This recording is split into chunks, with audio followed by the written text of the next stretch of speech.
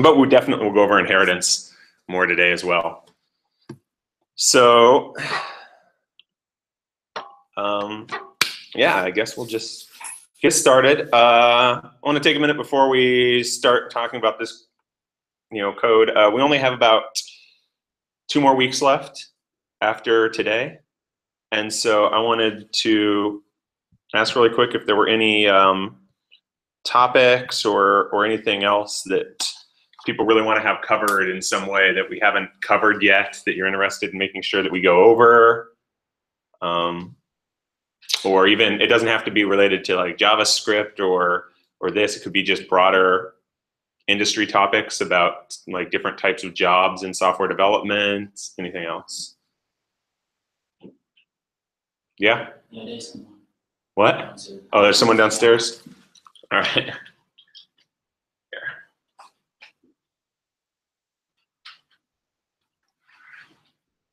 Any topics, anything you guys are interested in talking about? Yeah? I have one question, just in general. How does the next portion work? Do we just go straight into that class? Do we have to go through the same application process? How does that work? Oh, man, I wish I knew. I'm not part of the process around like the way that they do that. There'll probably be, there's going to be a time gap, not huge, hopefully, probably a month or so before anything takes place there. There's a good chance I'll keep adding some like sample problems to my stuff on like REPL or whatever if people want to keep working through things and practicing. And what Dan will probably do is anyone who's interested in continuing on, he'll let you know that's probably fine. Might ask for my feedback on how comfortable I am with having people move on to a more advanced class, whether I feel like they have the experience or they're capable of picking that stuff up.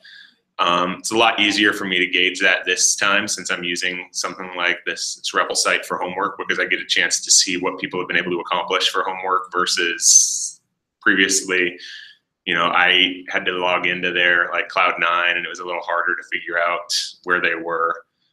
But yeah, so it'll be a lot easier for me to gauge where people are at. So if you're working the assignments on that site and working through them, that's probably going to be a good enough gauge to know whether or not you would be successful in the follow-on course. But that one will definitely be a faster pace. It's not going to be introducing concepts at the slow pace that we're doing here. And a lot of concepts that get introduced will be probably new ones, not entirely new ideas, but just new syntax, new formats, new functions or other things that we won't spend a whole class going over any of it. It'll just be like, here's another function or another way to write this type of thing. And, if you want clarification, we can go into it in more detail later, but it'll be a lot of stuff introduced more rapidly like that, building on these same, all the building blocks are the same. That's what we're really introducing in this first course, are all these core building blocks. And then getting comfortable with reading different syntax and different code styles and being able to understand things. That's, the next step for anybody in software development, is being able to read other things that maybe they haven't seen exactly that before and begin to get a feel for what it's doing. Will all the notes still be available, or do you need to download them? No, they'll be up. Okay. Yeah. They might even get updated bit by bit over time as I add new things. Like if anybody's paid attention, I haven't been updating the outline. I need to go through and update that with what we've actually gone over in each class, for example. So any other like questions or topics you want to have covered before we're done with class in the last couple weeks? I need to catch up. I might have a long list next time. I need to catch up this past week. Yeah, it happens. Hey, here we go.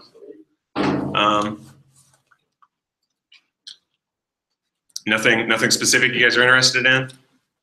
I missed last class, but have we done, I know that one of the things that I was asking about at work with one of the guys I work with is they said that you can do a function inside of a function. Is that something that typically gets taught in the secondary class? Is that something? We talked about it maybe a tiny bit. I can show an example. I could show several examples. Like last class, we did show calling a function inside of a function. You can also define one inside of a function if it's useful for you. So it's not a big deal to do something like that. Like if I, let me think of a good example here when you might want to do that. I don't know. We can define a simple function here. I mean, we can do one that's silly and doesn't really like have much purpose, but it's easy enough to do. It doesn't cause any problems, like print hello, and then because you have to realize, I guess, the best way to think about anything like that is all of these are just scopes or context. A function is just a scope or context. So anything that you can do at the top level of your programming language, you can do inside of a function. The only difference is you're constrained by that scope. So you have access to that scope and any scope outside of it in some respect, although, you know, if you shadowed something, you won't have access to it, but you don't, you know, you're a little bit constrained by whatever you have in any given scope. The bigger constraint is an outer scope can't have access to stuff inside of an inner scope. So, if we just wanted to define this, right, even if it's silly, function, we can call it print in here, and we can do console.log hello world as our simplest, most basic example. And then here we can just call print just like we would have in the external stuff, and then in the external program we can call like print hello world. And so if we were to run this,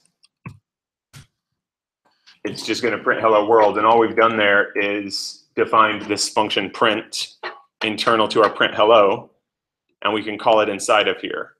And it can be useful if, say, you're doing something, let's say we're doing something slightly more complex. So this is going to be fast, don't worry, we're going to go over a lot more detail on things like this.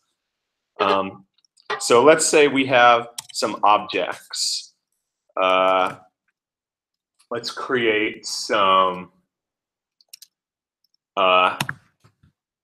heroes again, like we had before. And I'm going to just do some very shorthand syntax so that stuff goes quickly here. So our first one, this is just an object inside. So we're going to have an array of objects. We're constructing stuff really sort of quickly here. An array of objects, and each one, they'll have a name. So the name for this guy will be Logan. Then they're going to have a code name, like Wolverine. All right, and now I'm going to just create another object in here just on the fly. And this one, I mean, it's the same, it's another hero, so he's gonna have a name of Kal-El. Not sure if I spelled that right. And code name of Superman. It's just an array of objects. And then let's say we want to print the heroes or whatever, and this will take this array of heroes. And then inside, maybe we just define a print hero, and this just takes a single hero. So we'll call that. Now, we're not just going to call it here, so let's get rid of that a little bit. And so if we assume we get one hero in here, we can print out the information about him or her with, we could say like name, hero.name, and code name, hero.codename. So this function gets to only worry about one hero, which helps reduce the complexity of it. It doesn't have to think about the array at all, in a sense, and it's just defined internal to this. And then we already know how to iterate over an array. So we can, var like index equals 0, while index is less than heroes.length. First thing we want to do in writing something like this is make sure we change our condition so that we never get in an infinite loop. So we want to increment our index. And then we just want to call print hero for heroes at our index. And then this gets changed, print heroes, and we pass in our heroes that we've created. Probably have an error in here. Oh, looks like it worked. So that's an example where you might use something like that, because by creating this function, print hero, inside of our other function, we sort of reduce that complexity. We encapsulated, right? Going back to some of our language, we encapsulated the complexity of printing a hero into one function, and we didn't have to worry about what that meant externally when we're doing all this looping logic of iterating over them. So we were able to separate out what we're thinking about at any point in time. At one place, all we're thinking about is, how do I step over all the items in my array? And then I say, and then I pass whatever item I have into this other function that does something with it. And I don't have to worry about what that is at that point in time. Instead, that other function gets to deal with that complexity. Does that make sense as an example? Yeah. And you don't have to, again, like, this is a little contrived in the sense that this isn't required to be defined in here. Like, you could define it out here as well. There's no requirement that it's defined internally. In this case, there are some cases where it's very useful to have your function defined internally. And that's because that gets into something known as a closure, and that also goes back to scope. And maybe we'll talk more about that a little later, and we can even go back to this example if we want to show why. But there are some reasons why defining them internally makes sense. It also might make sense just to keep this code self-contained, and if this is the only place I'm ever going to use this function, it might make sense to define it here, because I don't want to have that somewhere else at this global scope or at some other scope when it really logically belongs to this.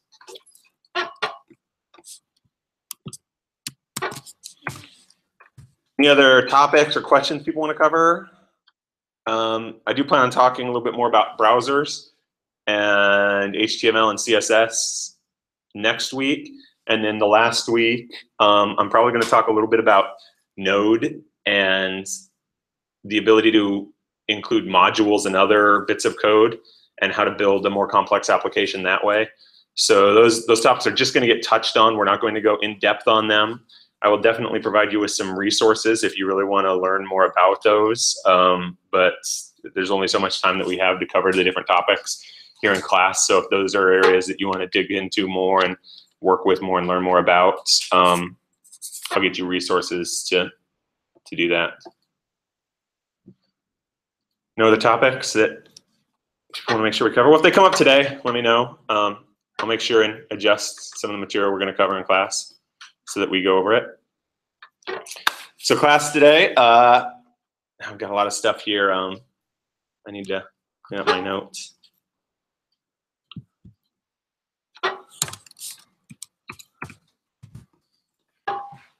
There we go. My outline's a little better. So first we're going to do some review again. We're going to review recursion. We're going to review objects. And we're going to review types. And then we're going to, actually I don't know if I have a very complex program as an example. We're going to go into more objects. Talk about, I don't even know if we'll actually talk that much about object uniqueness, but a little bit. But we'll talk about more aspects of objects and how to work with them and some of the other ways to work with them.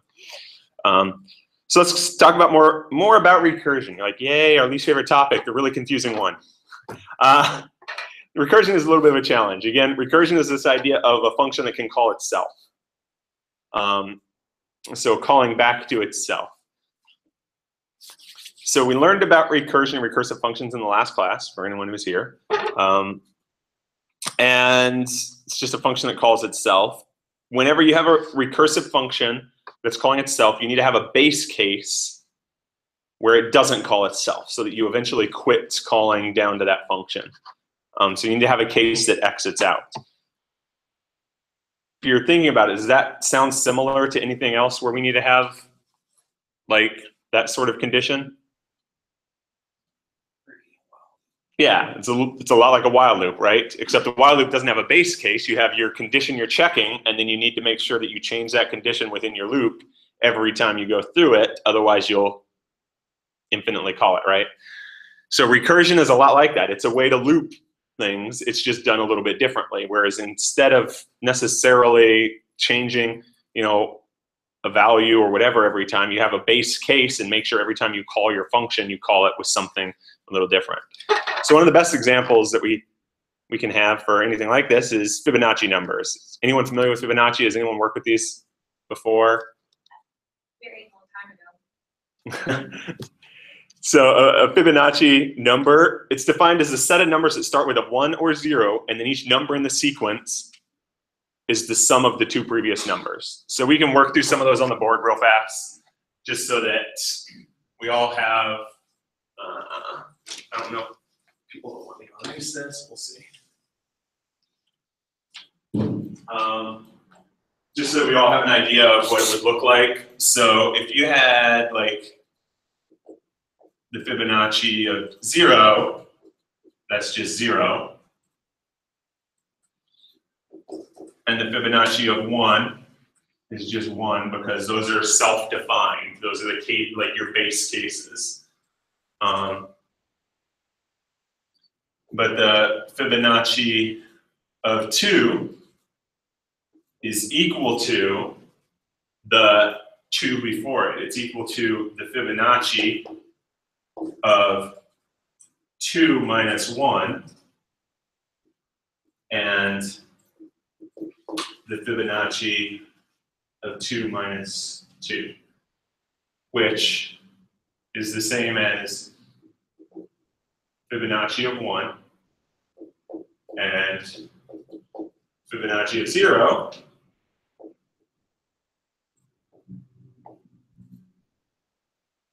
which is 1 and 0, which is 0, right?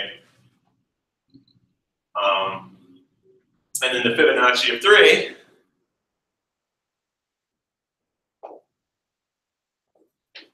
is equal to the Fibonacci of 2, because that's 3 minus 1, plus the Fibonacci of 1, which equals, no, this isn't equal to 0. Why didn't anyone call me out on that?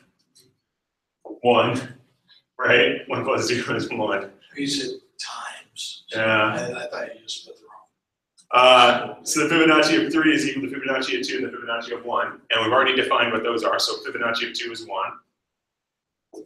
And the Fibonacci of 1 is 1. So that's 2. And so on. So the Fibonacci of 4 equals the fib of 3 plus the fib of 2, which equals, since we've already computed those, 2 plus 1, which equals 3. Does that make sense? And if you look at that, we've already written out the equation for it. We just didn't write it out generically. So the generic equation for this, for Fibonacci, is the fib of n equals the Fibonacci of n minus 1 plus the Fibonacci of n minus 2.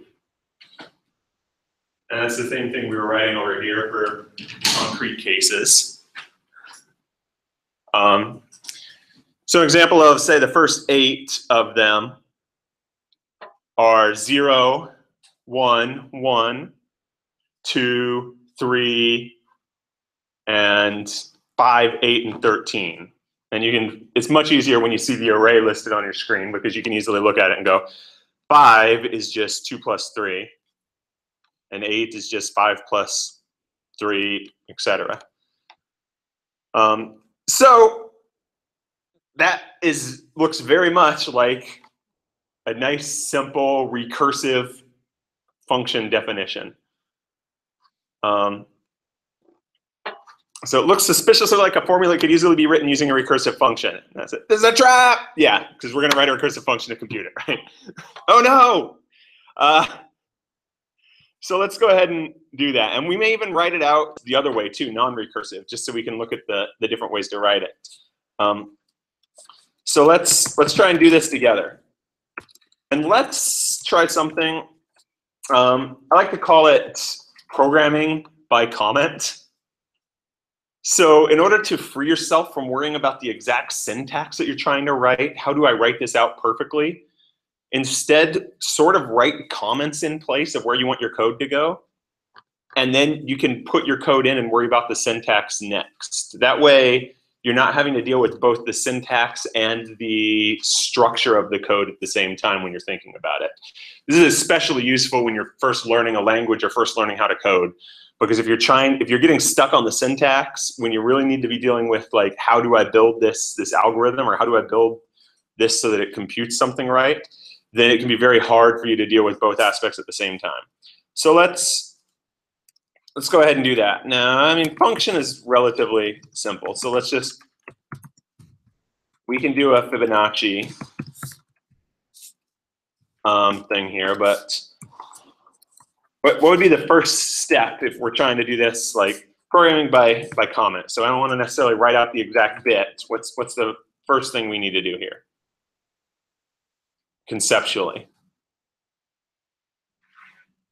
When you could say very simply, we need to do return the Fibonacci of number minus 1 plus Fibonacci of number minus 2, right? Because that's pretty much exactly what we have on the board over there.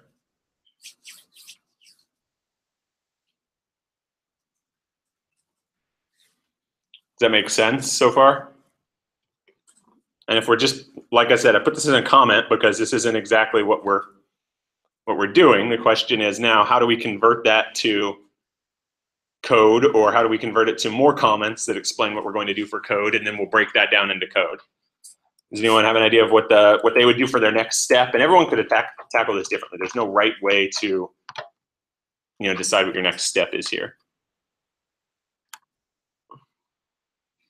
When you basically do what you did over here, you start writing you would create your first 2 numbers and then start an index on top of that with the formula. Okay, yeah, so let's do it in this iterative fashion instead of recursively, because I think that's great. So, if we have an index, we started at like 0, let's say, right? So we have a number. And now we're not going to write this recursively first. We're going to write this iteratively. So if we're starting at 0, we're going to get the Fibonacci up to a number. So let's say probably need to while we haven't reached the number yet, we need to be doing something, right?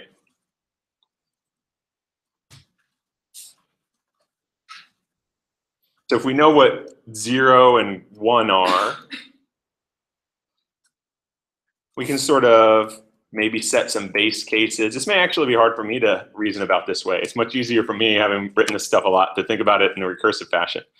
So I might screw something up here, but let's try and, let's say, I don't know, A equals 0 and B equals 1.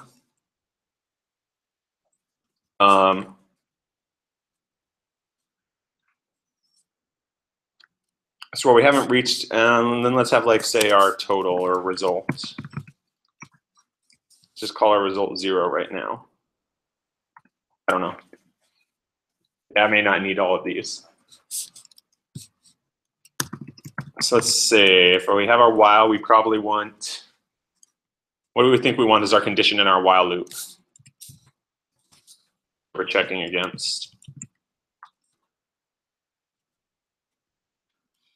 If index is greater than A. Index is greater than, well, if our index is going up by, if our index is this, it's probably greater than our number. Does that make sense? Or we want it while it's less than, right? I guess. See, like I said, I'm having to think through this.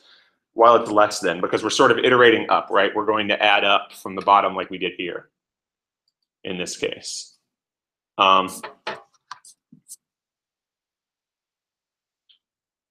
feel free to speak up if there's anything wrong with this or anyone's confused. Because this is just sort of a live coding. We're going to be doing this together. You know, the more feedback I get from you guys, the more questions, the better this goes for, you know, as a learning exercise. Okay, so while our index is like less than our number, so we haven't yet reached our number yet. We want to, what do we want to do here? Aren't you gonna have to add 1 onto your first number so you can start the sequence? Yeah, probably. So let's see.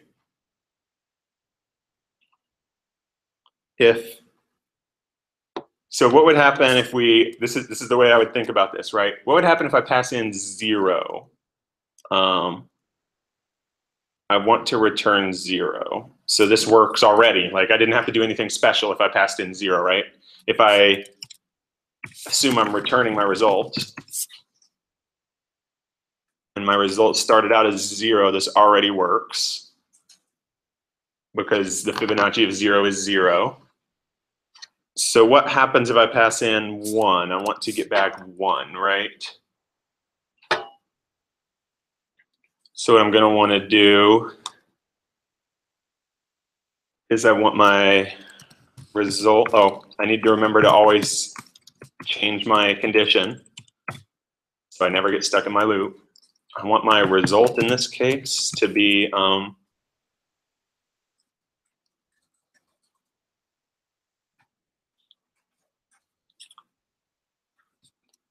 this may not work universally, but right now I'd want it to be a plus b, right? For 1, because 0 and 1. And then my index would be 1, and I would return correctly. Okay. But what if I did the Fibonacci of 2?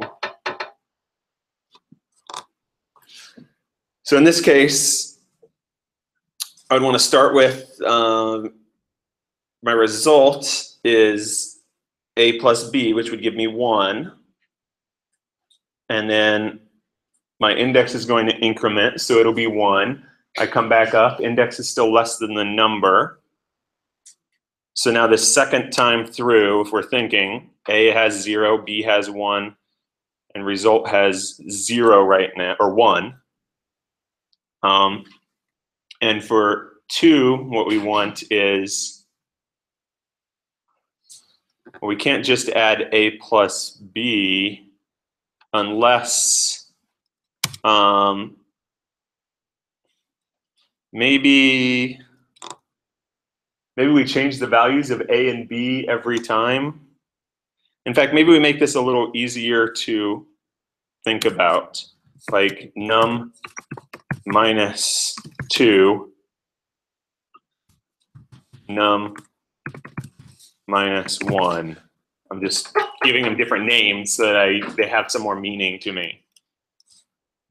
So if result is num minus 2 and num minus 1, then what I need to do after I've added those 2 is I need to change what those values are so that the next time through the loop, if I add two things in, I'm adding in the right items, right?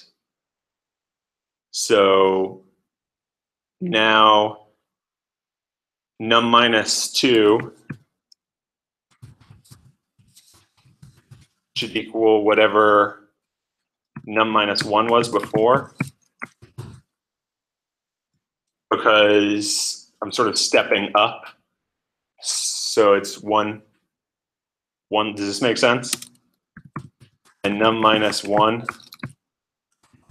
should equal my current result.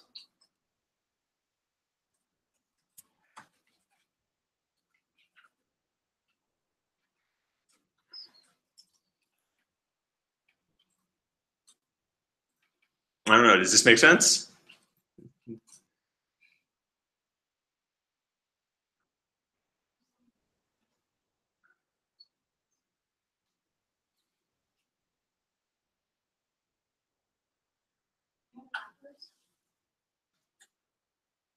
How so? The 2 and the 1. Oh, up here, adding them, I mean, yes, I do. Although adding, is a commutative or whatever. I can't remember what the right one is, so it shouldn't make a difference. Right? Is that what you meant? Yeah.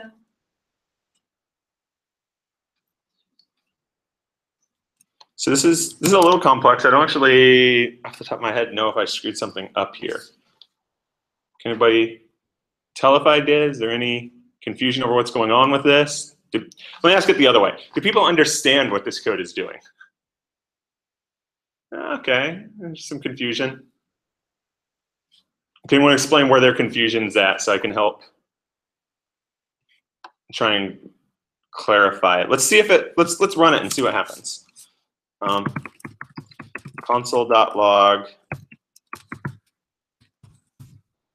You know what? I don't want to have to do this and run it this way each time, so I'm going to copy it right into my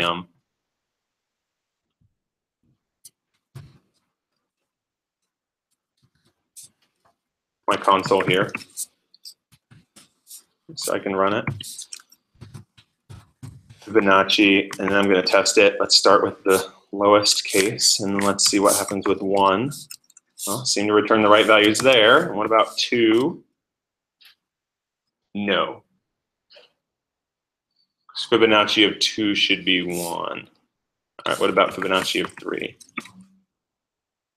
Okay, so these numbers are definitely off, but maybe we're just going to test some stuff. Am I off? Okay. I'm just like returning the value of the 1 too high, it looks like. Well, that's fine. At least it looks like I got the pattern right.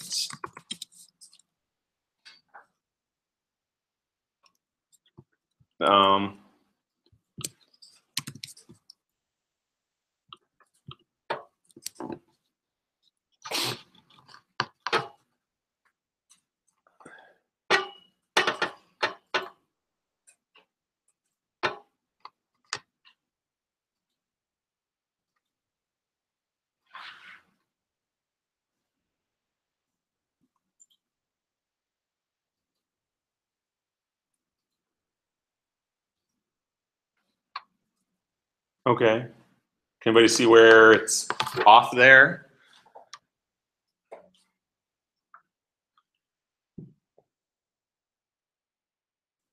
Or again, if anybody can say like where their confusion's at over how the existing code works, happy to talk through this in more detail. This is just a good example of a more complex piece of code than we've been writing anyways. See, fine. I put it into the Scratch.js exactly like that. I saved it. I tried to run it through the node. It's telling me unexpected tokens, and it's not even doing anything. Okay, you've got a typo somewhere. We can go over that. Yes.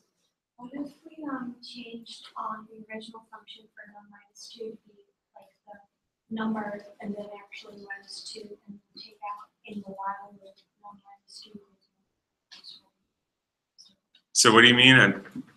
So change the value here Yeah, to be, number minus 2, I don't know if that would work. And you do that for the next one. And then take the 1 minus 2 because 1 minus 1 has the value.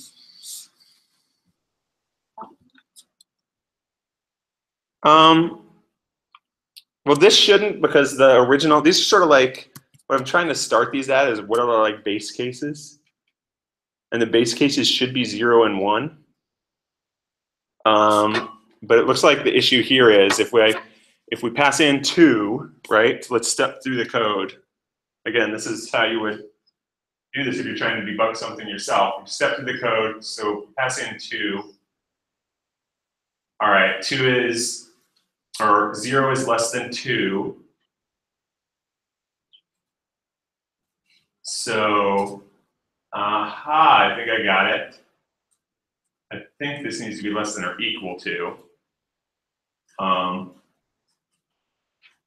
But will that work correctly for 1? It might not work correctly for the 1 case.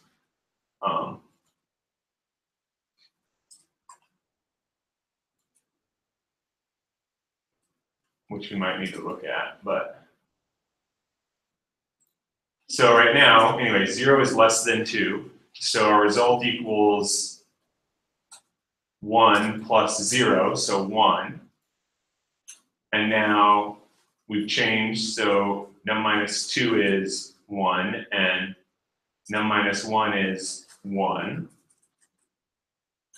which is what we expect.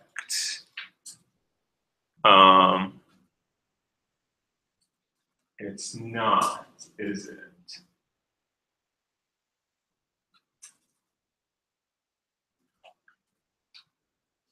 Because, oh, it will be for the next time, yes. So then index is 2.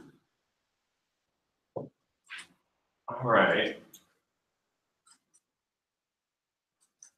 So yeah, definitely, I mean, this less than or should be less than or equal to, and it'll work for everything except for the Fibonacci 1 case, right? Because that'll have us iterate over it one last time.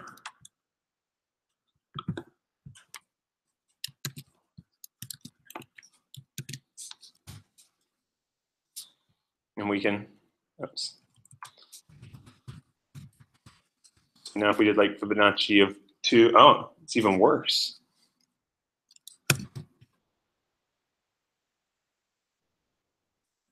Oh no, less than, hold on. Less than or equal to, yeah, it will be worse. It'll go one more time.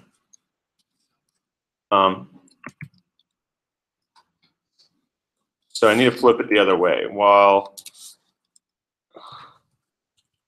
I don't know if that works. Index is less than number.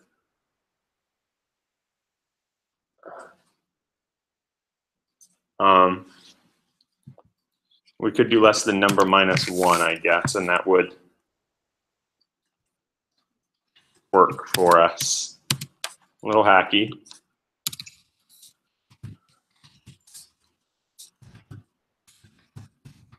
So let's try Fibonacci of 2.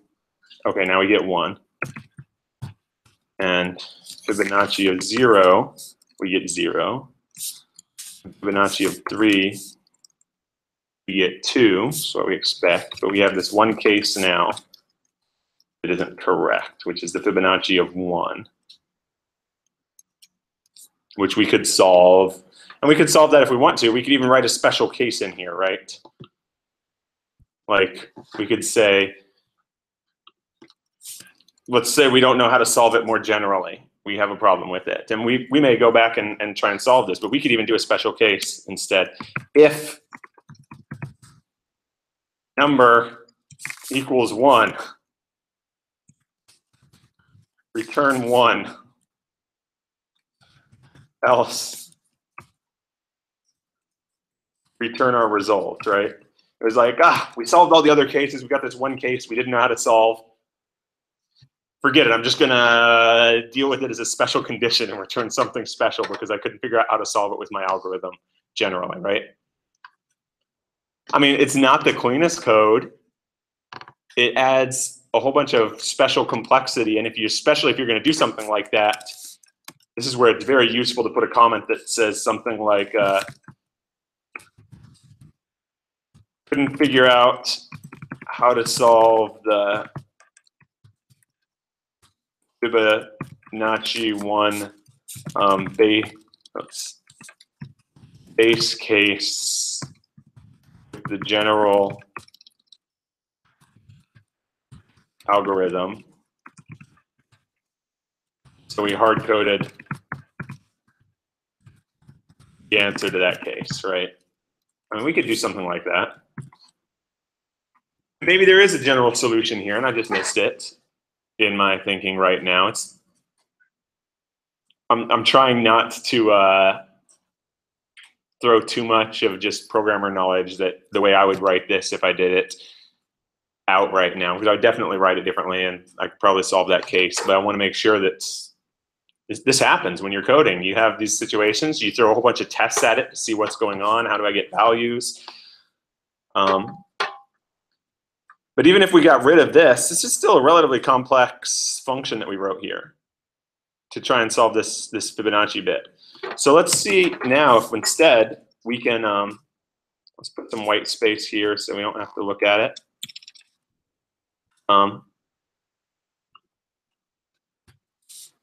Let's try and write a recursive version of this. Fibrecur. This one's going to take a number. So our goal in this one is to solve it by calling itself instead of by having a loop inside of it.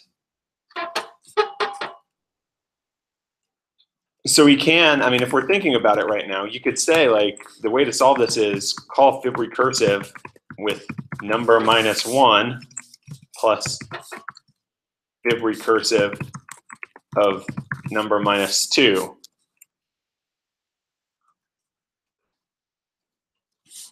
Right? That's pretty much that exact same equation as what we have on the board over here for our general Fibonacci equation. So that's really cool, except, I mean, if anybody's looking at this, they should see a problem with this. Anybody notice what the problem is?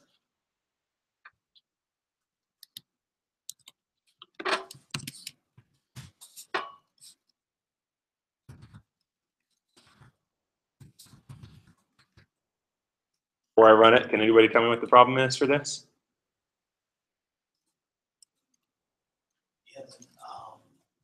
Here, I'll put.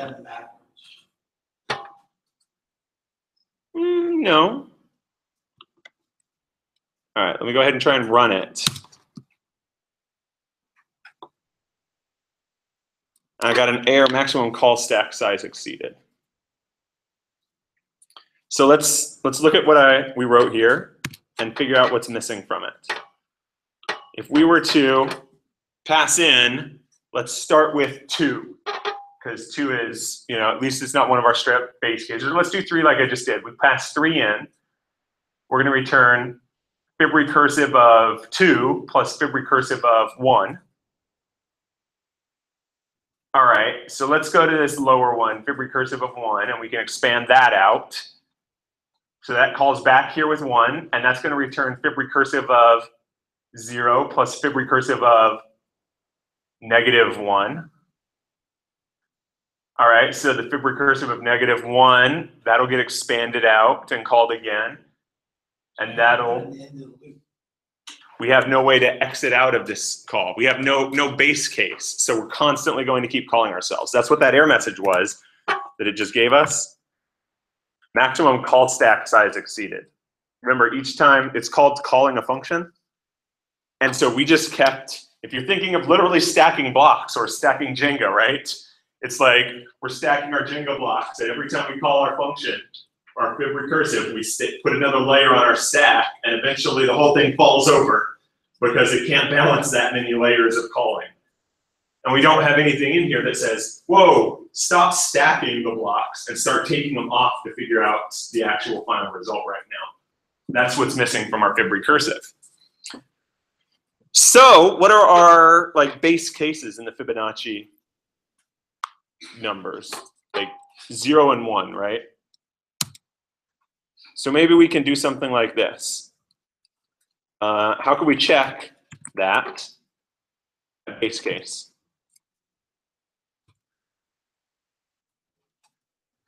Number equals 0. If number, say if it's less than or equal to 1, then what would we want to do in that case?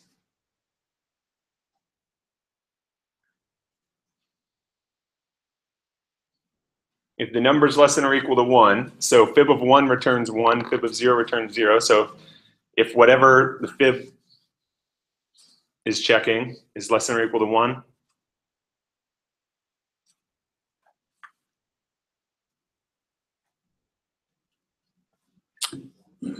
what? Return 1. All right, let's see what happens.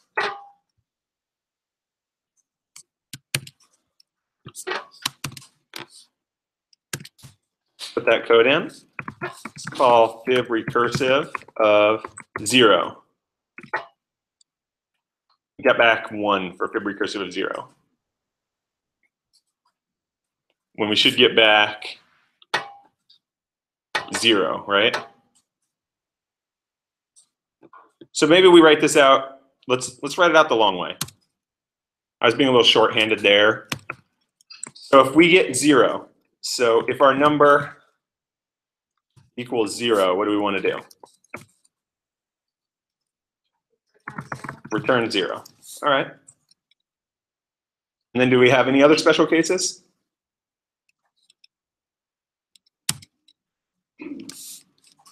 We have one other, right?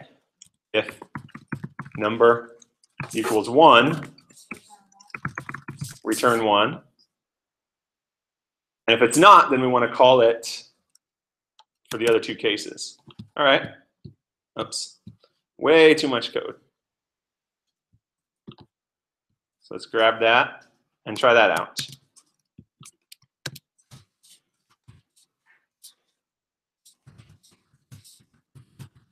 So now we can try this base case for recursive of 0. All right, we get the right result. That's what we wanted.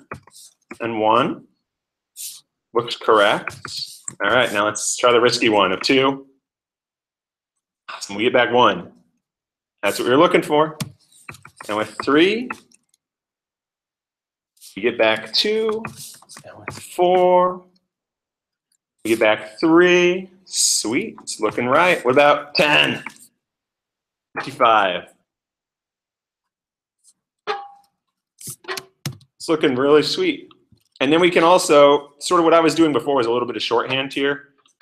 Because if we're returning 0 if it's 0 and 1 if it's 1, we could say if the number is less than or equal to 1, just return whatever our number is, right? Because both of those cases are, if it's that number, return the number. So there we go. We've sort of shortened that code up a little bit more. And now let's get rid of this white space between them and take another look at the difference between these two functions, these two versions of solving this problem.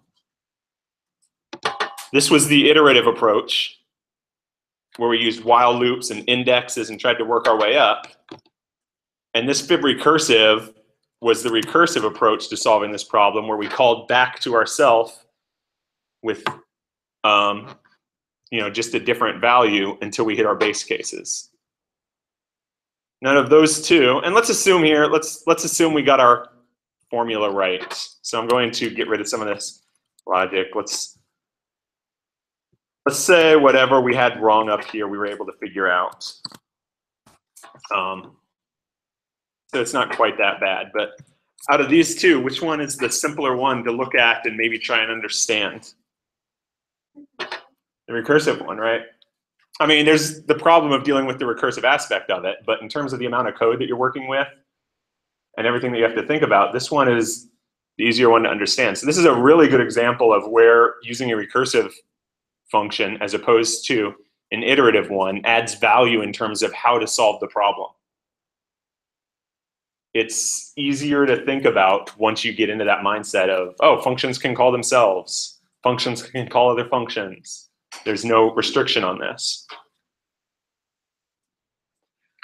Does that make sense? Any general questions? Because this was a really deep example of a lot of the concepts that we've worked with outside of objects and stuff like that. This put together between both of these a lot of our programming concepts that we've worked with. Looping, base cases, changing our variables, returning values, function calls.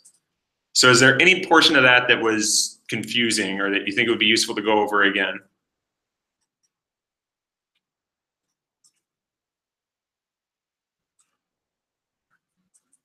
All right. I'm not getting any feedback on it. We'll move on, but that's just probably, I would say, one of the most canonical examples of using recursion in a practical way.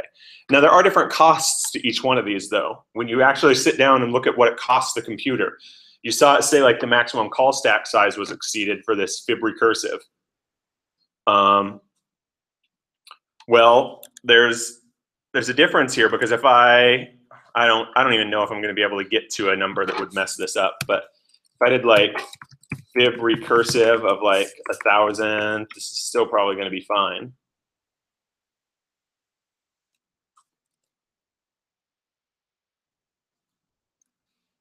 See, that's a pretty big challenge for my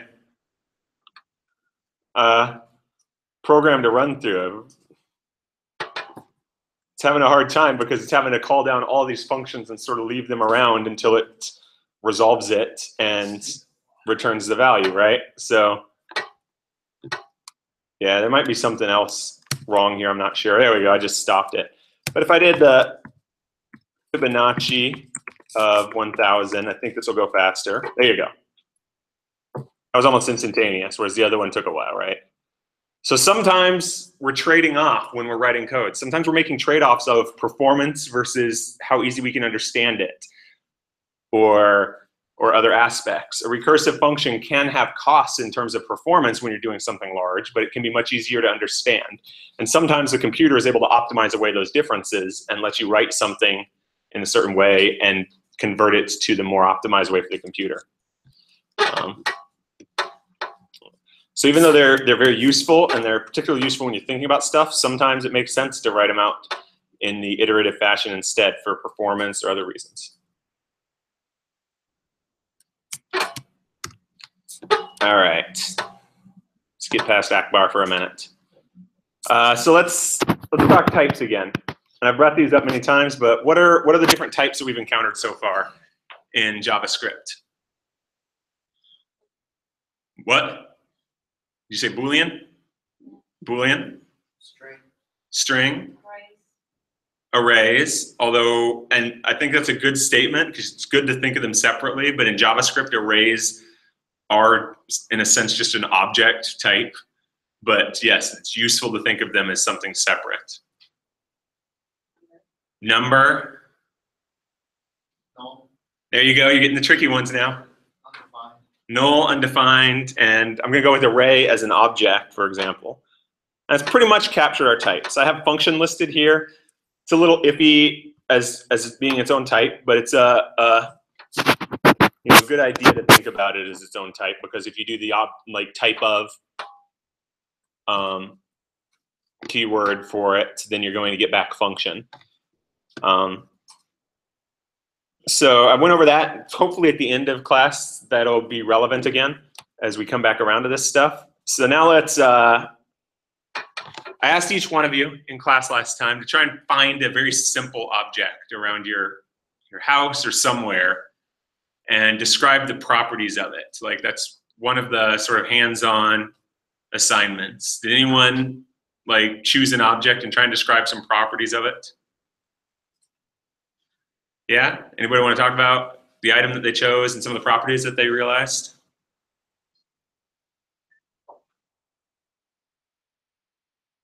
No? Oh, man. My chair. All right. So what are some properties of your chair?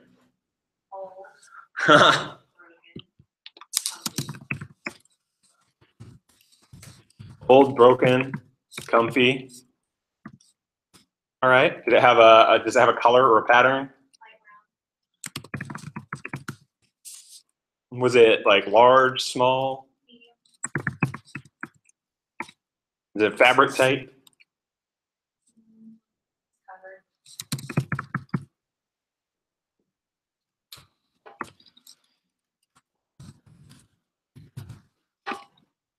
Sweet.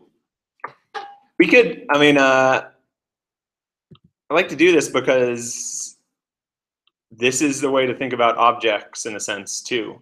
So if we try to convert this and let's do some hands-on stuff with this example, a chair. And this chair is an example. Let's try and compose an object with properties that might make sense for this. So let's create a chair. A basic chair. We'll use this object literal syntax that we're familiar with. And now let's add maybe an age to the chair. We don't have to know exactly how old it is, but that captures old pretty effectively, right? We might be able to figure out old off of an age. So what's its age, like 20? 30? 10. All right. And chair dot, how am I going to capture this? Color equals light brown. Chair dot size equals medium, right? Now maybe let's give us some extra options external. Let's keep composing this object, but let's say that we have different styles of chairs. So we're going to create an array of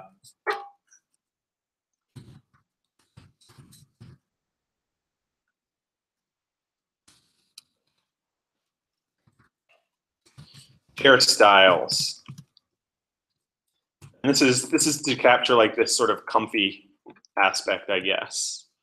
So what are some types of chairs in relation to that? Or maybe we shouldn't call them chair styles, chair types. Yeah. So what are some types of chairs that we could put in this array? Recliner.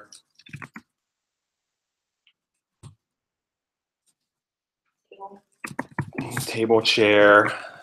We could have an office chair, right? You'd have a like side chair. I don't know. You have like a comfy chair. All right. So let's define this chair type using our array values. Chair dot type equals. How can we give it the value comfy out of our array there? Chair types.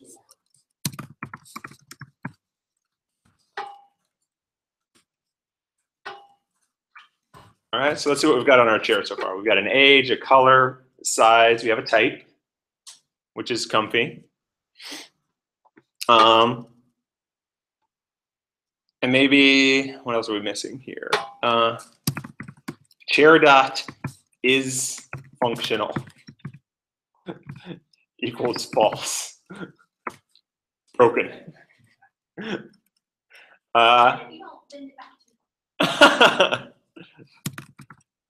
And then, are we missing anything here? Oh, let's do this. Chair.cover equals, and we're going to put another object in there. So now we've got a chair. We're sort of just composing this chair, right? It's got an age. It's got a color. It's got a size, a type. It's broken. And it's got another object in there. So it has a cover, and a cover is another object with its own properties as well, right? So the cover, we could go down and down and down this hole, but you could, like if we want to be, we could do our chair.cover, and like what's the property of our cover on the chair? chair dot cover dot is ripped equals true, right? Chair dot cover dot fabric. Like, what's the fabric for the cover? It's cotton. So now if we look at our chair, we're really composing something complex here. We've got a chair. It's got these properties: age, color, size, type. It's got some things that are just Booleans to tell you if it's functional or not. Maybe we add in some extra ones there, like maybe our chair has chair dot can recline. Is it a recliner? So it can recline. You know, chair dot. I mean, what might be another Boolean type property of the chair? Chair dot legs. How many legs does it have? And 2 legs, right? And you can see we're really starting to build up a pretty complex object here with a whole bunch of different properties, a whole bunch. And now let's say we want to add some behavior. So we know we can recline. We could add a recline action to it. And that, what we would want to do there is, let's do this. You know, I'm gonna show some examples that are less complex than this in a minute because we're building up a complex object here. But let's add a is reclined. Chair dot is reclined equals false. It's not reclined right now. All right. So we've got our chair. It's not reclined. It's got all these other properties. Now let's add a recline method to it. Does anyone remember how to add a method to our object?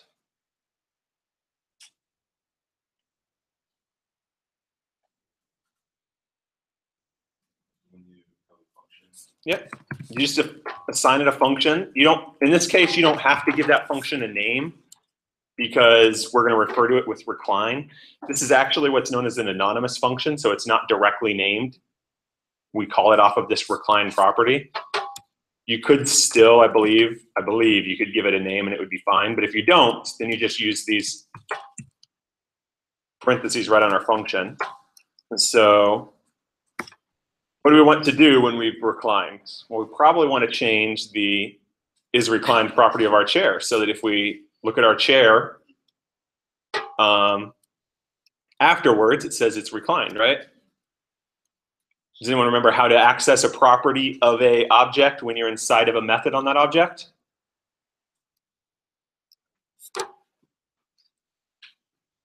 So if we want to change that is reclined property to be true now, how would we access it?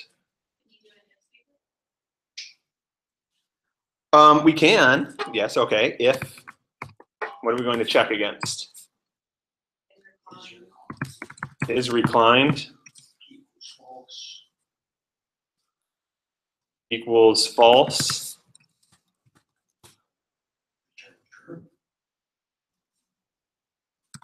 Return true. All right, let's sort of close this. Let's see what happens now. Chair.recline. All right, we blew up. And it says, is reclined is not defined. And it's because we're checking is reclined, but is reclined of what? There's nothing called is reclined that's like a variable. So it would be chair.recline? So when you're inside of an object and you're on a method of an object, the way you would refer to properties of your object is using the this notation. So it's like this dot is reclined. That's how you can get a reference to yourself. And that's because we could easily create another chair that has this same style or whatever. And so using chair, actually let's do chair dot. Let's do that real fast just to see what happens. So chair.recline equals function. We'll look at it. Let's say if chair dot is reclined equals false. And what do we want to do?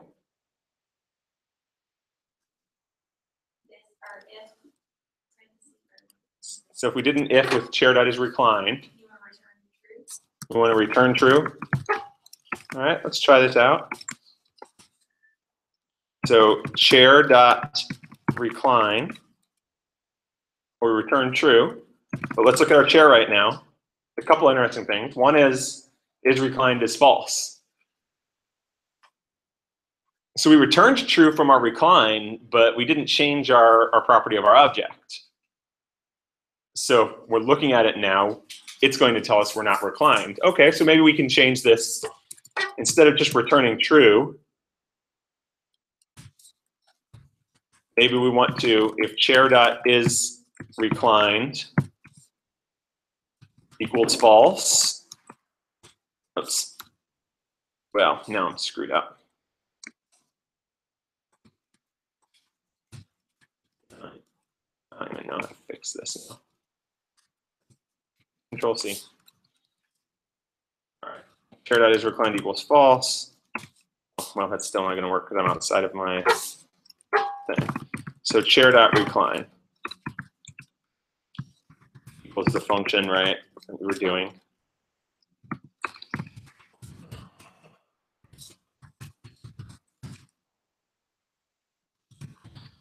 If it's false, then we want to change our is reclined value, not just return true, right?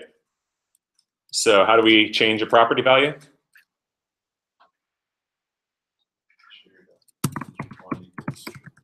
There we go.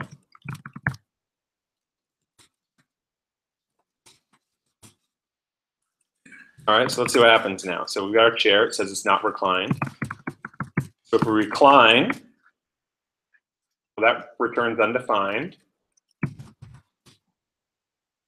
And if we look at our chair object, we can see that now we are reclined. So it changed the state of our object, right? But there's still one problem with what we just did, and it's something subtle that you wouldn't notice immediately. So I'm going to do some things here that we haven't really introduced and talked about, just so that you guys can see the issue and don't worry too much about the details of what I'm going through immediately. We'll revisit these in a minute. So let's create another chair is what I'm going to do. And I'm going to use a shorthand notation to do that allows me to copy everything from this chair into my other chair. So I'm going to create chair 2.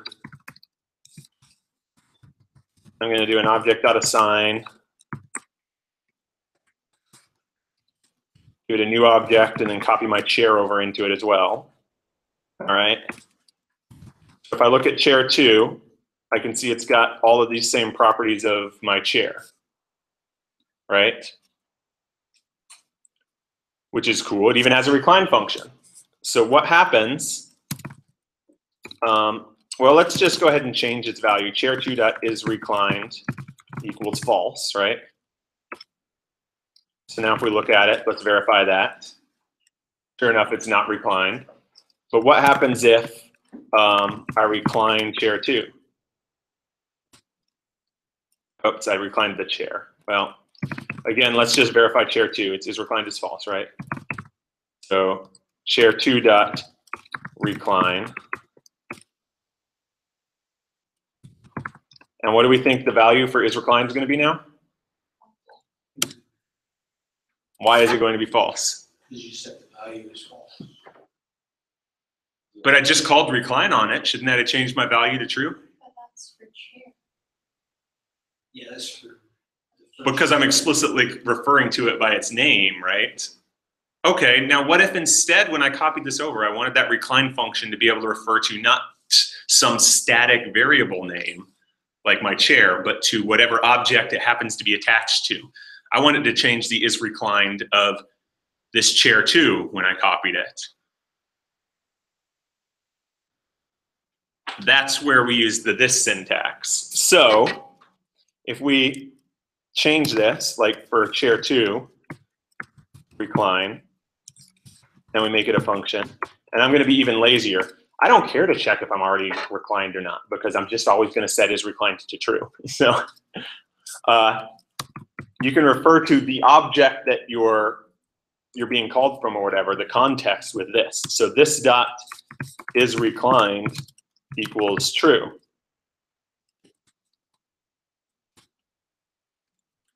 now let's do something just to verify some stuff. If we look at our chair, we're reclined, our original chair. So let's change that. Is reclined equals false.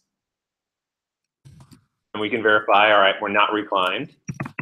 And our chair 2, we're not reclined. And now if we call chair 2.recline, what do we think the value for recline is on our original chair? It was false just a moment ago before we called this. You're gonna make it true. Not on our original chair, but what about our chair 2? That one is true. Because now we're operating on whatever object we're on. We're not using this global chair definition.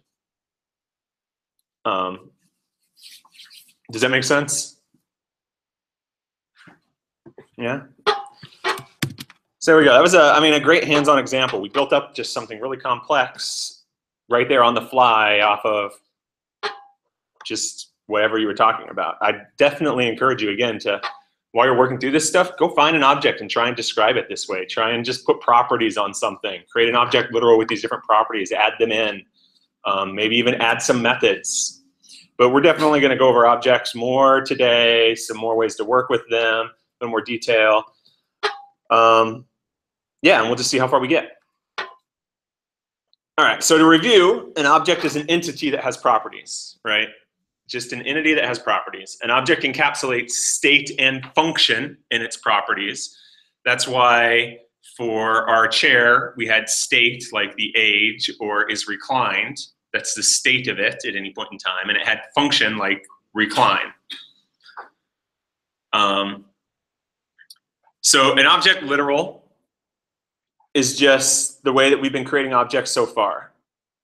This is a good example of working with them. I think we just had an even, more comprehensive, of course that did that. I think we had a more comprehensive example with what we were just doing. So I don't know if we even need to go over this too much, but here's sort of a collected together little example of working with an object literal and printing some stuff out. Oops, I did not get my code.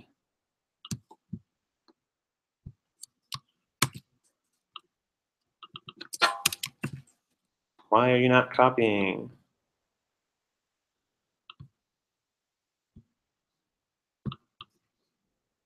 I do not know.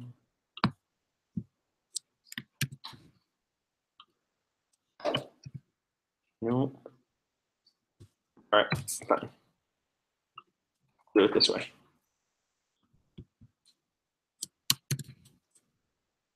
Might be in a weird state though. There we go. All right. There we go. We've got a very simple object in this case. Because I love ice cream.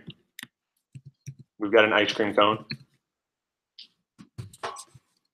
And an ice cream cone just has some properties. It can have a type. In this case, it's a waffle cone. And it can have scoops, and it's just an array of scoops. And then we have a get description method in it. And our get description uses this reference style to print out information about our ice cream cone. So if we look at it and we go ahead and run through our code, we can see, all right, the first time we called the get description and printed it out, it tells us we have a waffle cone with scoops of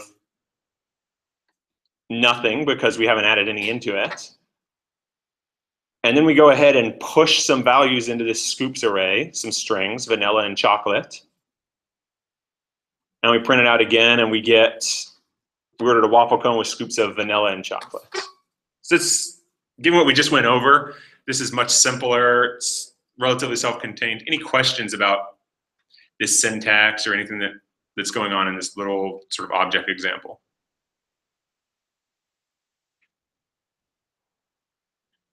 Not right now? All right, sweet. So then,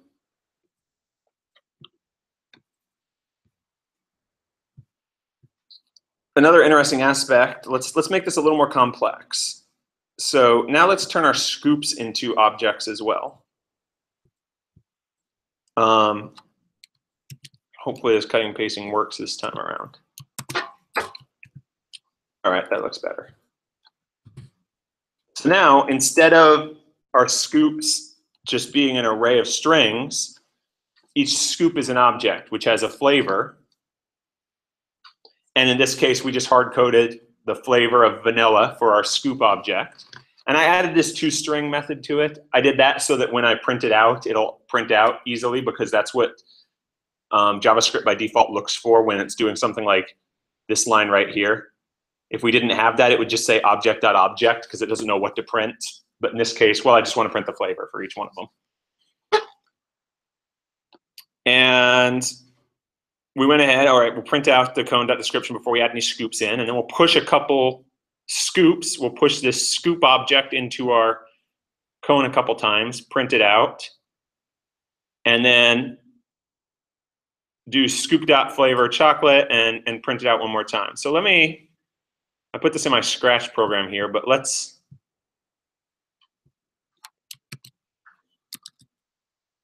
instead,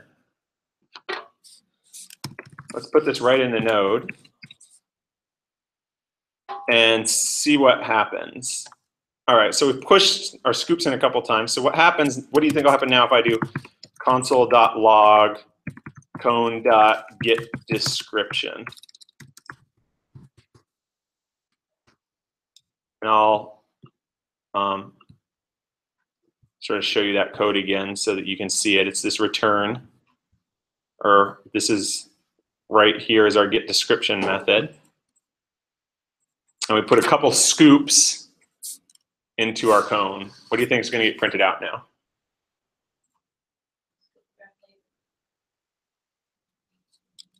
It's gonna, so prints out, you ordered a waffle cone with scoops of vanilla and vanilla. All right, that's fine. It's not too unpredictable, right? Seems to make sense. Now let's change our scoop equal scoop.flavor equals chocolate. Now, what do we think is going to get printed out when I run this console.log statement?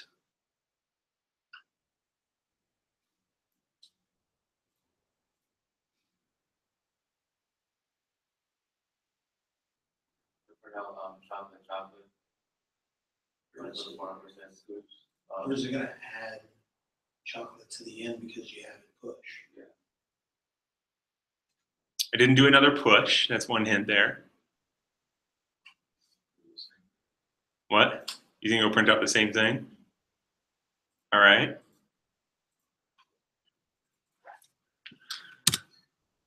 So sure enough, it does print out chocolate. So you ordered a waffle cone with scoops of chocolate and chocolate. Is anybody confused by why it did that? Yeah? I would expect that. This gets into, again, it goes back to some of this reference and value stuff that we've been talking about for a little while now. So let's look at what we have going on. Let's sort of sketch it on the board as if this is the memory of the computer, right?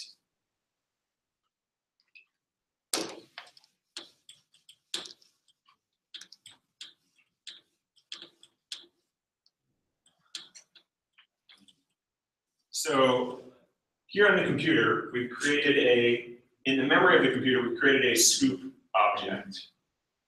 And really the only thing that matters in that scoop object is it has a flavor,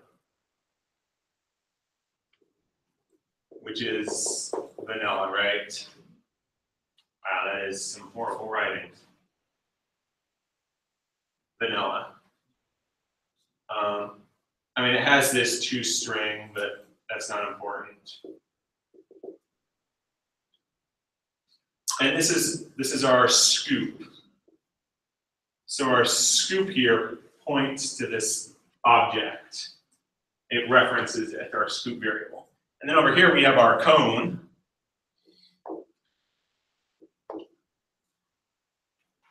And our cone refers to this object. And in the cone we have a type.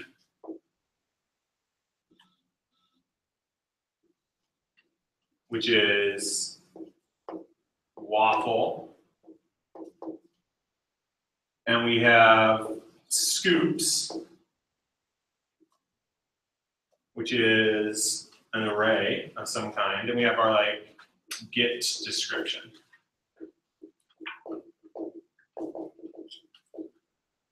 Right? And that's some code. And then what we do in order to add scoops to our cone in this case is we push these objects or references to this object into our array.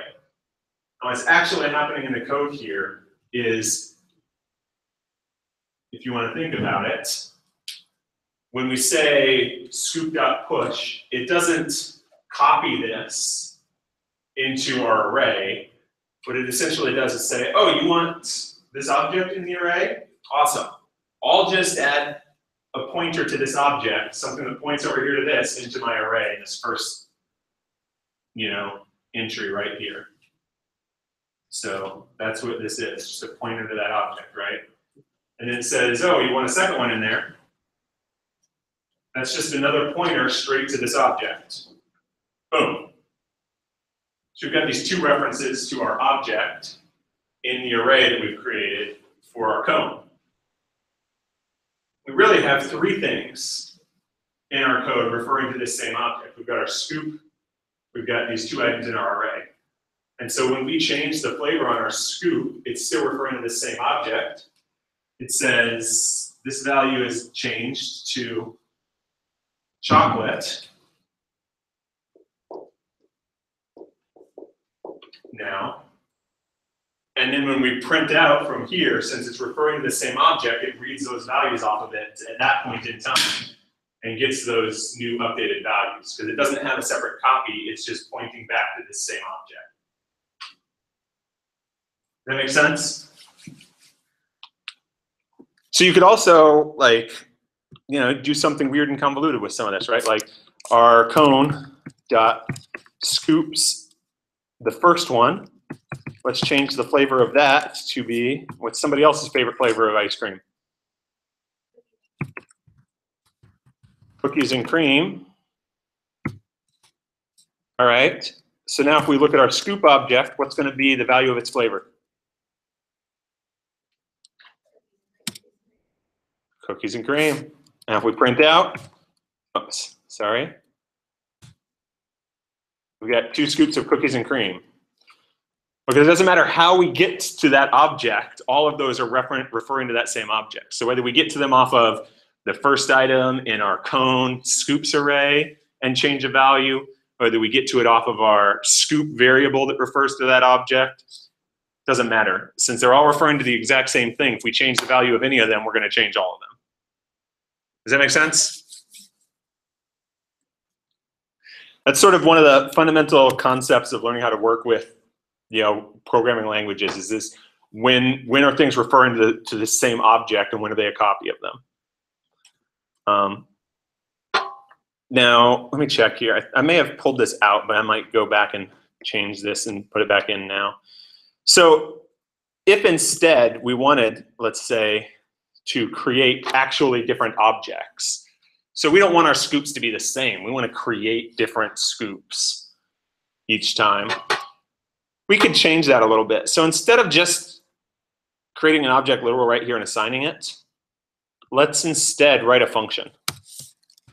Function get scoop. And it'll even take in a flavor.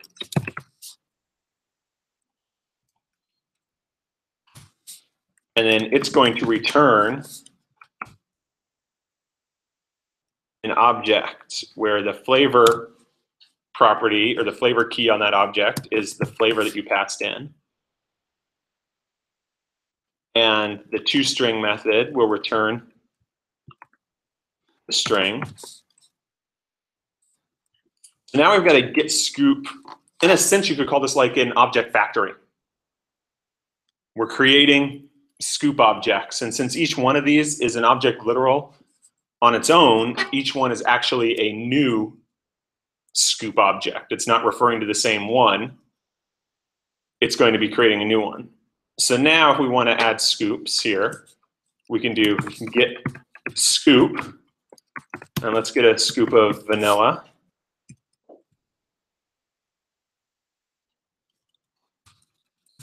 And get scoop, and let's get scoop. It's somebody else's favorite flavor.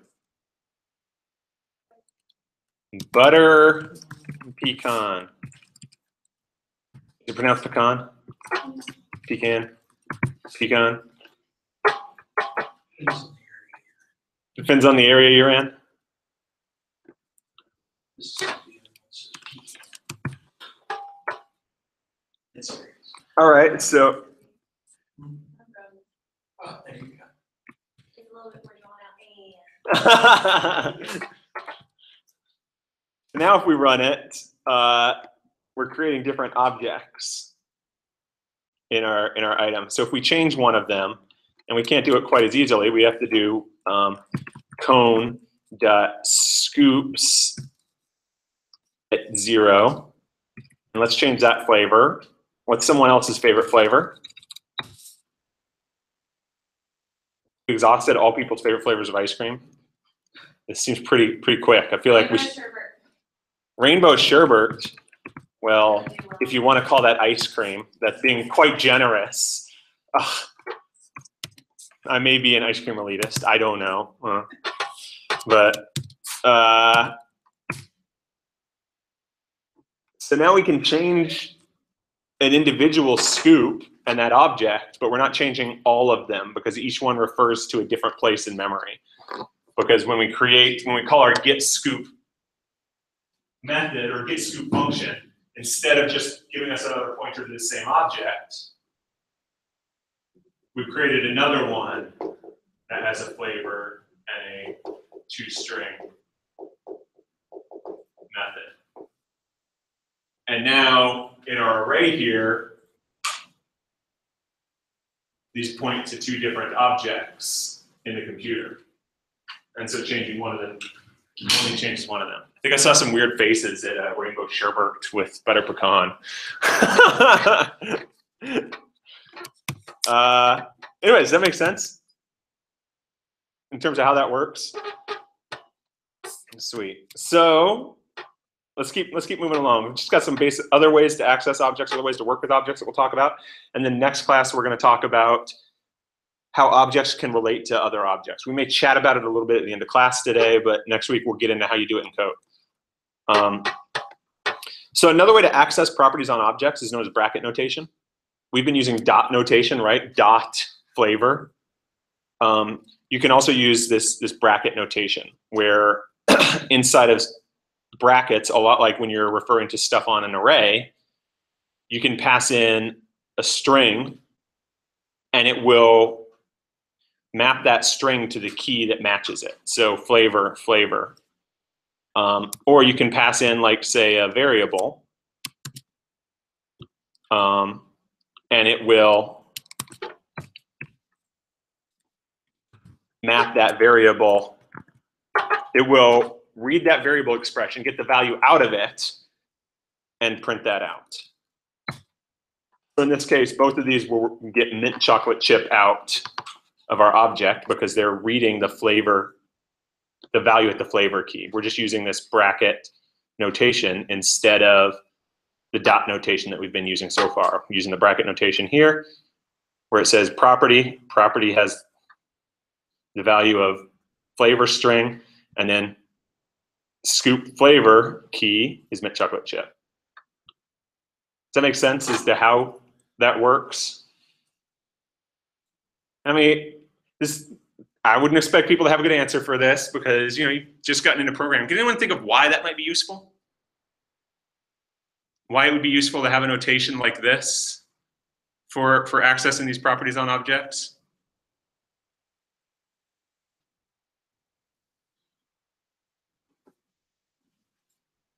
You will input it without changing the code. Yeah, we're getting there. Yeah. So let's say for example, I wrote a program that takes user input and it says, here's an object. Here's a collection of albums. which piece of information do you want for the album or whatever, right? And you want to tell it, oh, give me the year that it was produced. Well, you can't, it would be pretty hard to hard code that into your code, like .year, the way that we've been writing our property access already. Because what would you do? You would have a big complex if statement that says, if they told me the year, then return object.year. And if they told me the title of the album, then return object.title. And if they told me the artist, return object.artist, right? That would be a complex bit of code. And every time you add a property to it, you'd have to add something else to your if statement. But if instead you can use this bracket notation, you could let your code be dynamic and get, oh, year is just a string, and I can refer to just print whatever they requested very dynamically. So if I wanted to, off of a scoop dynamically, we could do like print property key, and then we could do scoop key, just print it. So we'll do the console.log.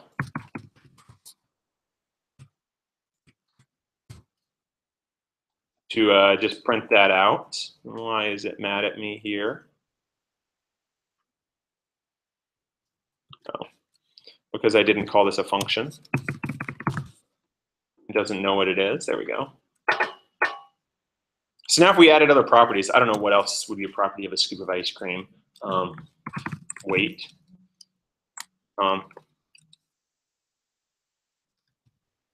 2 ounces.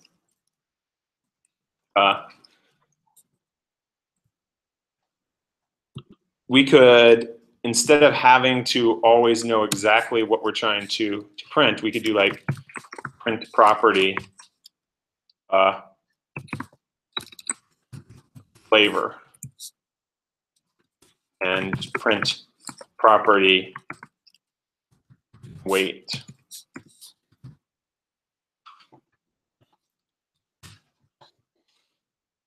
And that lets it sort of work dynamically. So now we can use a function, pass in some sort of key, and dynamically work off of these object properties, which you can't do that with dot notation, because if we did dot key, it would be looking for a property named key. It wouldn't know to dereference that into the variable name. Another case where that comes in really, really useful is when you want to iterate over all the properties on an object. If you want to look at every property on an object. So a great example of doing that is right here. We got a small bit of code iterating over object properties. So we can get all the keys on an object using the object.keys method, passing in the object that you're getting the keys for on it. And that will just return an array of all the keys on any given object. So here's a very simple or very small bit of code. We've got an album object with a name, artist, year, and the copies sold. And then we get the keys from it. I can move this over into our code so we can look at it that way. We get the keys off of it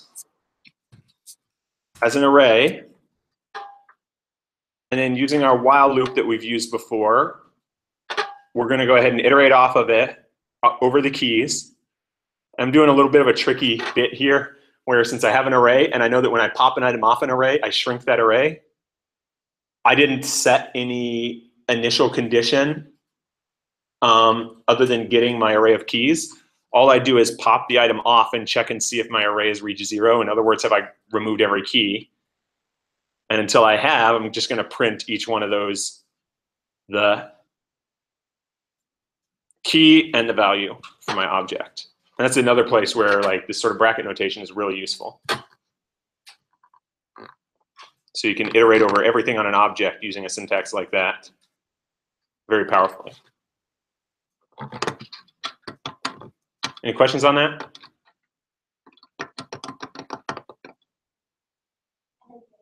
You don't get it? All right, I like that. I love hearing that. So let's step through this code bit by bit. We've got an object. here, right? You're okay with how we're creating this album object so far? All right. So then what happens, let's do this. A lot of times it's really useful to throw in some console logs again to help you understand what's going on, right? So what is keys when we call object.keys for our album? All right, let's sort of see what happens there. Keys is, we have an array with the strings name, artist, year, and copies sold in it. And that's because each one of those are the keys for our properties in our object. So that's what object.keys will return, is essentially the key for each property in your object. Do you get that so far? Cool. So now we know what we start with. We start with this array of keys. So what are we going to do? We're going to pop our key off. Let's go ahead and look at that. Or we already are looking at what we get each time here. So we don't necessarily need to look at those individually because we're looking at our key and our value. But let's console.log keys here each time we go through this loop so we can sort of see what's going on with that as well. All right, so now what we see is we start with these 4 keys in our array. And the first time we run through, we pop the last item off of our array, copies sold. Then it prints out for the object the key and value for that. So copies sold is 65 million, which is what we have up here. And now our array only has 3 items left in it because we popped that item off. So now when we go up and check, keys.length is 3, which is greater than 0. So we're going to run through again. We pop off year. We print off the year, the key, and the value. And our array is shrunk by another item. So we jump back up, still greater than 0. We pop that off. We get artist Michael Jackson. And then one more loop. We get to our name. We print the name is Thriller, and now we have an empty array. So when we come back up here, keys.length is 0, which is not greater than 0, so we exit out. Does that make sense? Yeah, there's some trickery in here. I expected somebody to ask a question about it. So there's sometimes when I throw things up here, and I'm actually expecting you guys to be like, oh, there's something you did in there I'm not used to. What's going on? I'm a little nervous when you guys aren't asking questions because I tend to be afraid that you're stuck on it and I'm just not, you don't feel comfortable asking about it. These are the types of things that most people are going to end up, just about every class, somebody's going to ask you a question about these types of questions or items. Yes? If you wanted to print off or like you entered it, that code wouldn't do it. It would not. It's, so objects in JavaScript, you're supposed to say that they're not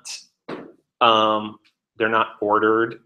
You can't guarantee that they're ordered. But if I wanted to print it off that way, I could have written this a little more complex and it wouldn't be very hard to do that. We should all be pretty comfortable with the idea of something like a var index equals 0.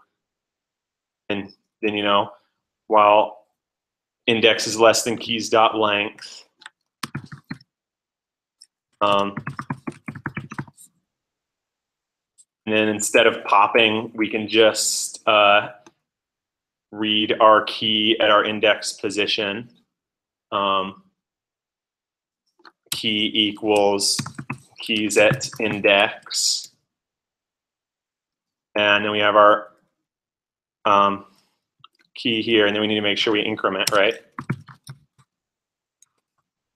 I was writing it a different way just intentionally to have people realize that there's other ways to write this stuff. And I can even get rid of this so we're not so busy. You can see we print them off in the order of the array, right? Name, artist, year, copies sold.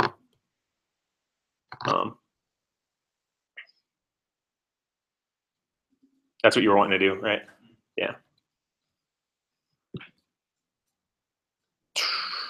All right. So we may not get to some of these later items, creating objects with the new keyword. I'm going to cover this real fast, and then I might jump back up to this for each for a moment. I want to cover these topics down here first. So far we've created all of our objects using object literal syntax, where we create them with these brackets. There's a couple other ways you can create objects that aren't using object literal syntax, and one of them is using the new keyword. So you can create an object using the new keyword, like I've got an example here of creating a scoop using it. And we can walk through that. It doesn't make a big difference in terms of what you guys are doing right now, how you create your objects. It will matter later. The difference here is the new keyword actually takes a special function called a constructor as what you call with the new keyword. In this case, this is the object constructor. And then you get back an object off of that. So if we are in Node and we did var scoop equals new object, we did type of scoop. It's an object just like we had before. If we look at our scoop, we can see we have an object with no properties, just like we were used to seeing before. And we can add stuff to it, just like we did before as well. The difference is you can't, until we get into the idea of how we use constructors, you can't set properties directly on your objects this way. So you're creating sort of a blank object when you do this var object syntax. However, we've talked a lot about objects. It seems silly that everything should just be like this generic object, because the value of an object is it's a concept of some kind. There's different types of objects, right? A chair is a different type of object than something else. So why should everything start off with just this base object? And that's where this new keyword will start to add some value. It's a lot like the object factory that I was showing earlier. But we've got some other built-in objects that exist in JavaScript. We've already talked about some of them, like math. And here's a list of some of them as well. Some of these are ones that you've never seen before. I wouldn't expect you to notice them, but one thing or know what they do. One thing you might notice about this list of built-in ones is that there's a lot of them that seem to map very closely to the types that we've already talked about, right? Because here's a number object, but we've said there's also a number type. And here's a string object, but there's a string type. So if I had foo, or type of foo, it tells me it's a string. It's definitely not an object, it's this string type. However, you can create a string object, which is very, very similar, like this, for example, new string foo. And now if I did type of foo, it tells me it's an object. It doesn't say it's a string anymore. And JavaScript will actually do this implicitly behind the scenes. When you're working with some of these built-in types, it can convert back and forth between the objects that map to them. And the value you get from that, and this is going to be one of your assignments that we can't really, I can't per se have you, I don't think, do in REPL, so this will just be something you'll have to play with yourself, is that these objects give you a bunch of properties or methods that you can do on stuff. So what might you think would be useful things to do to a string, for example, useful changes to make to it, useful information to have about a string?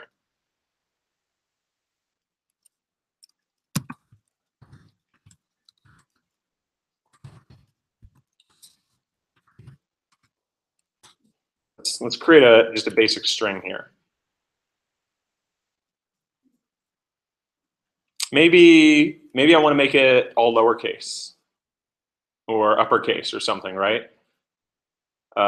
Because maybe I want to compare some strings and I don't care about their case. I just want to know if they're similar disregarding case. So it'd be really nice to be able to do that and have methods on them. And you actually can. So let's, this time I'll do hello object equals new string hello world. And if we look at our hello object, we've got a bunch of properties and methods available to us. Length, bold, and then I'm going to scroll way down here. We got things like toLowercase as a method. And what that gives us back is a lowercase version of our string. And by having an object version of this, we're able to do that. Now, one of the interesting things about JavaScript is it also will implicitly let you do this behind the scenes. And we've actually done that. Like we've looked at, for example, hello.length on a string before, right? We've grabbed the length off strings. Well, a string doesn't actually have a length property because it's not an object. What JavaScript's doing behind the scenes is it's saying, oh, you want to work with this string primitive type and you want to get a length off of it? I'm going to convert that to a string object, get the length of that string object, and then return that to you. So we could do the same thing with toLowercase. And this exists for all of the objects or whatever in JavaScript as well.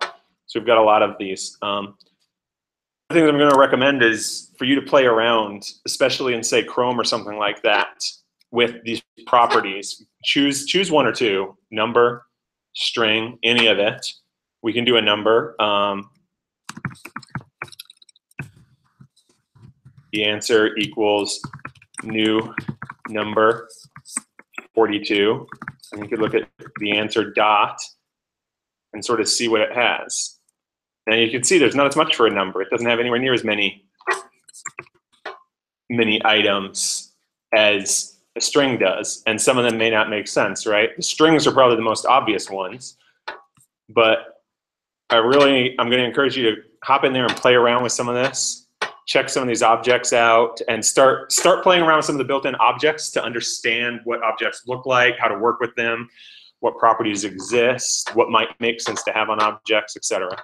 I think we're at time now, so I'm ready to end. If people want to, I can go over another topic really fast, otherwise we can be done.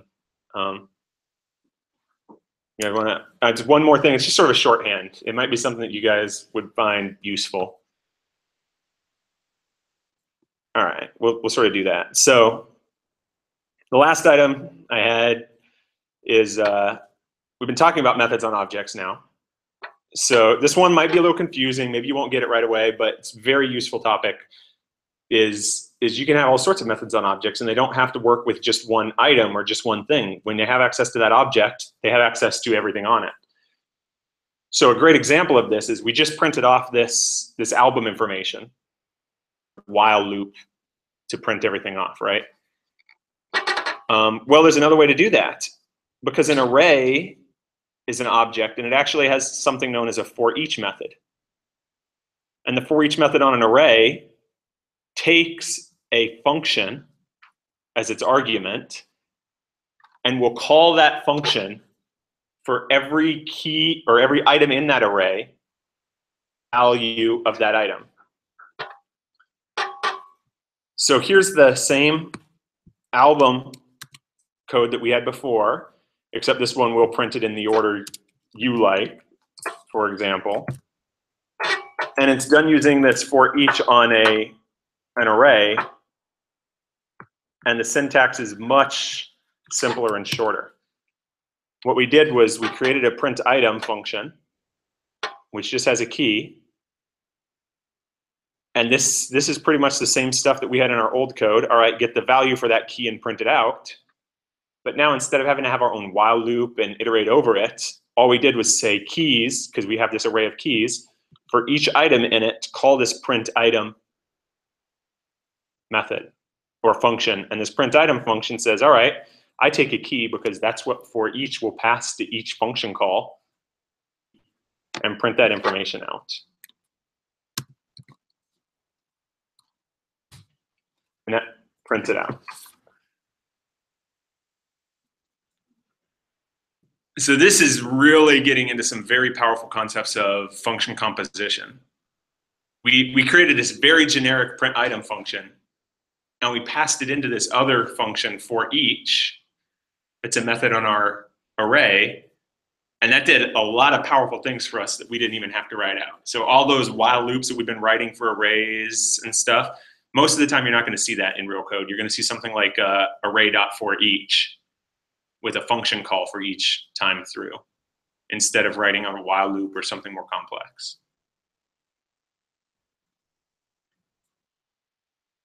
It's probably a little confusing, this idea of sort of passing functions around like that. But a very, very powerful concept for programming. So we'll probably talk about it more in the following classes. All right, I'm gonna go ahead and end for today.